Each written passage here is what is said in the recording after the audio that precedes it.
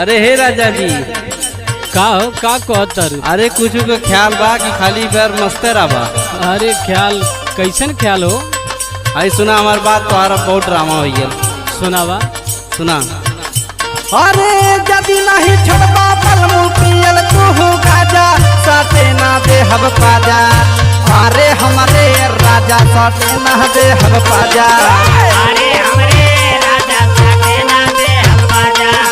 अरे हमरे राजा साथे ना दे हब पाजा। साथे ना दे हब पाजा हो साथे ना दे हब पाजा। अरे हमारे राजा साथे ना दे हब पाजा। अरे हमरे राजा साथे ना दे हब पाजा।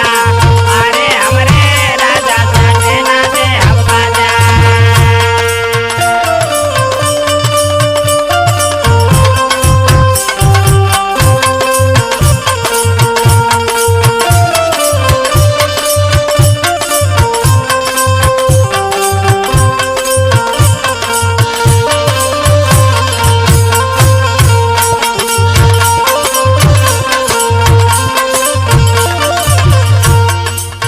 गाजा छोड़े के बात करता रे। और का? अरे गाजा तो राजा पिए न हो। सुना हमार बात। सुनावा। अरे एको ना साल बीतल भइले गवाना। भइले गवानावा हो भइले गवानावा।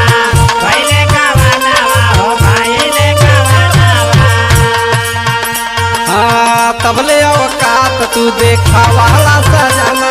देखावाला सजनावा देखावाला सजनावा देखावाला सजनावा देखावाला सजनावा।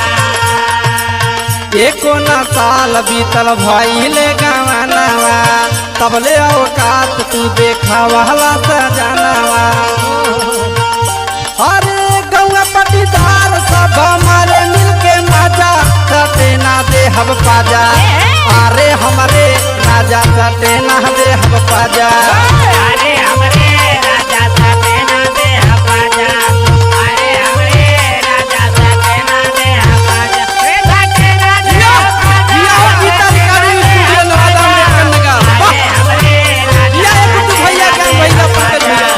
अरे हमरे राजा साथे ना दे हब पाजा।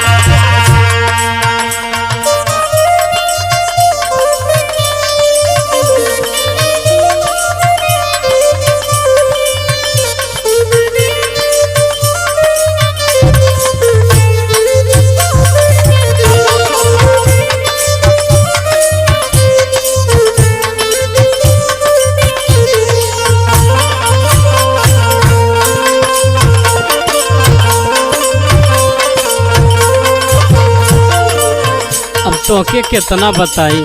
हैं ये गांजा जो न हमारी जिंदगी है। तो जिंदगी है, तैयो सुना हमार। सुनावा। अंकित बेदर्दी अपन रहना सुधारिला। राना सुधारेला हो राना सुधारेला। राना सुधारेला हो राना सुधारेला। कहतनी बतियाई है हमारा तू मानेला। हमारा तो मानेला हो हमारा तो मानेला। हमारा तो मानेला हो हमारा तो मानेला। अंकित बेदर्दी अपन रहना सुधारिला।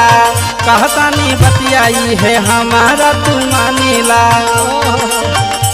अरे चली जाई नहीं हरई है दे तबानी साजा साथे ना दे हब पाजा।